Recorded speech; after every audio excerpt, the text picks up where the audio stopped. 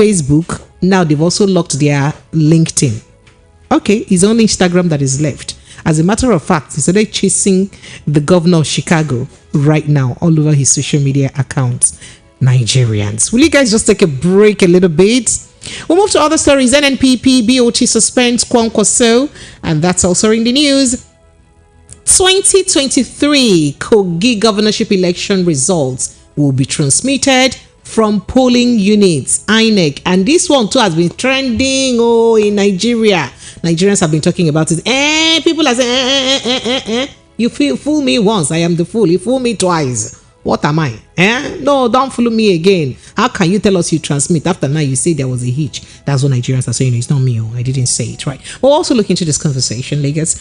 And then, of course, Miyetti Allah sets up 55-man legal team over injustice against Headsmen. That all the bad things that they've been doing to Headsmen, they have set 55 legal team to checkmate all the bad things they have been doing to Headsmen in Nigeria.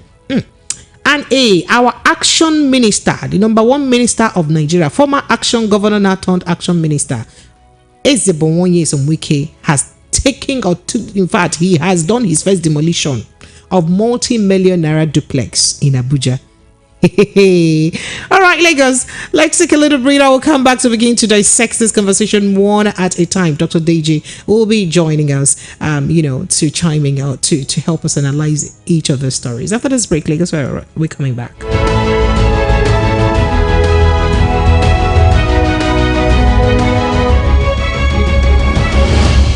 Listen to hot critical analysis and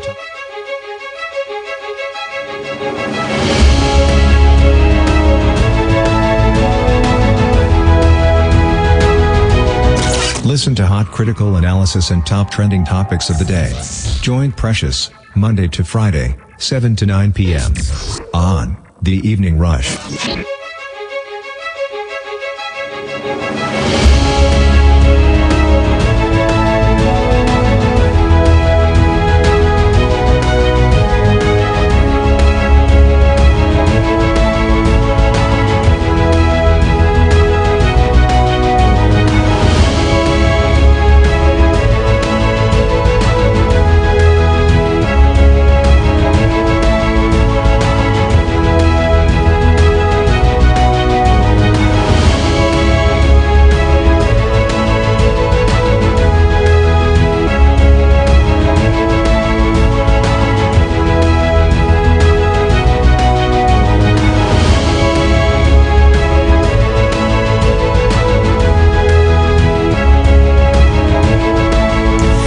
Lagos, you are welcome back. It's still 90.3 Voice of the People FM. All right, so let's get into the conversation one at a time.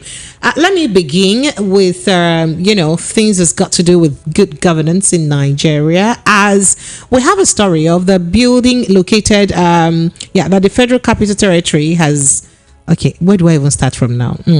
So the Federal Capital Territory Administration under the FCT Minister Nyesom yesterday, Monday, demolished a completed multi-million naira duplex for building in an alleged unapproved plot of land.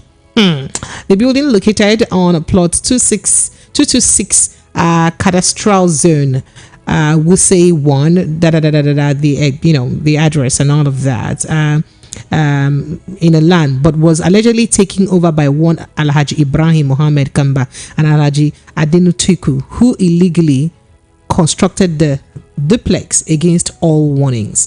Now, the Director, Department of Development Control, Mukhtar Galadima, said his team carried out an extensive investigation to ascertain the original owner of the plot, giving varying claims by the parties. Bottom line of this matter is that our action minister Nyesom has started work healing as he's ensured. You remember when he came, he said, Abuja, I don't come, I go give on a BP. I have come, I'll give you people BP.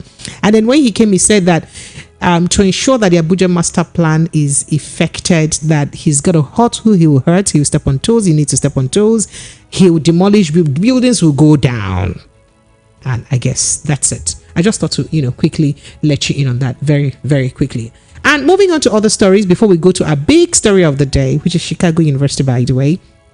Miyetti Allah set up 55-man legal team over injustice against Headsmen. So the Miyetti Allah Kautal Hooray Fulani Social Cultural Organization Association on Monday vowed to tackle injustices suffered by its members across the country, saying it must come to an end.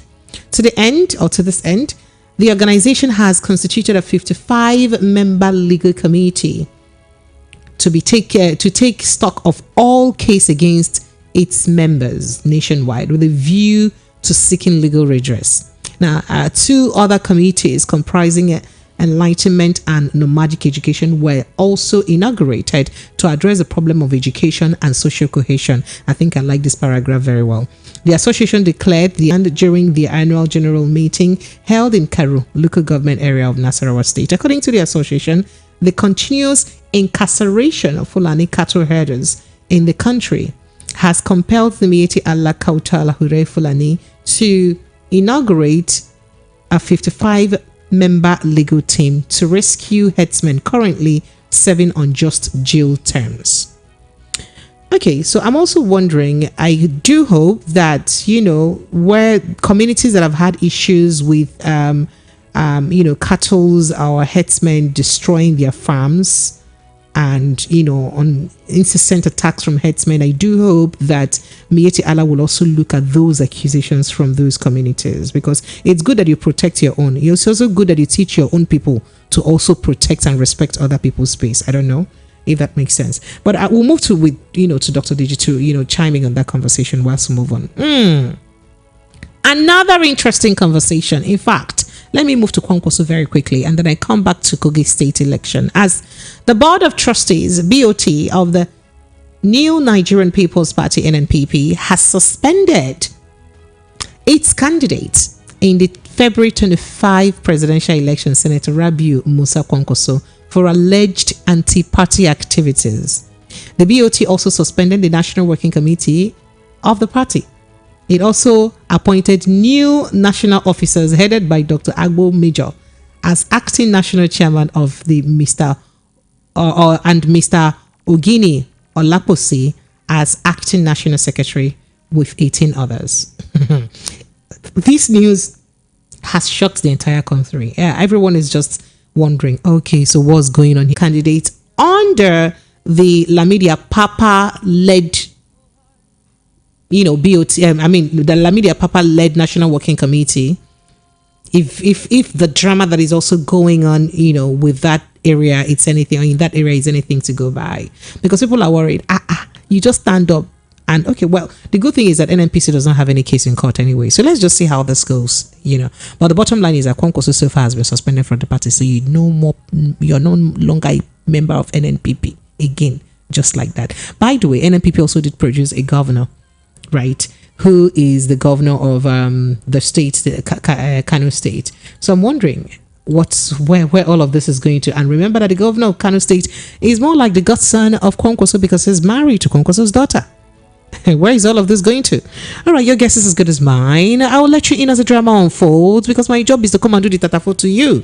Let me move to other party. The Independent National Electoral Commission, INEC, says that the Kogi State November 11 governorship result will be transmitted electronically directly from polling units to its servers.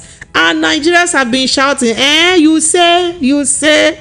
Some people are almost saying, Lori, we will not take it seriously this time.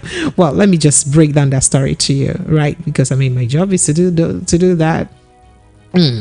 So, yes, the resident electoral commissioner REC in Kogi State, Professor Gabriel Longpet, disclosed this at a 2-day media roundtable engaged on the Kogi election, organized by the Independent Press Center (IPC) in Abuja. Now, Professor Longpet said the electronic transmission of the results will help to eliminate rigging, electoral fraud, and other irregularities, and to ensure the enthronement of credibility and transparency in the electoral process. In fact, he said plenty things. But Nigerians are saying all these things you're saying now is nothing different from what even the INEC chairman told us before the election. We heard all of this and assured us several occasions. Even when gossip came out that they may not use IREV, he came out and refuted it and said, no, who said that? It is not true. It is a lie. We'll use IREV. But at the end of the day, a hitch happened.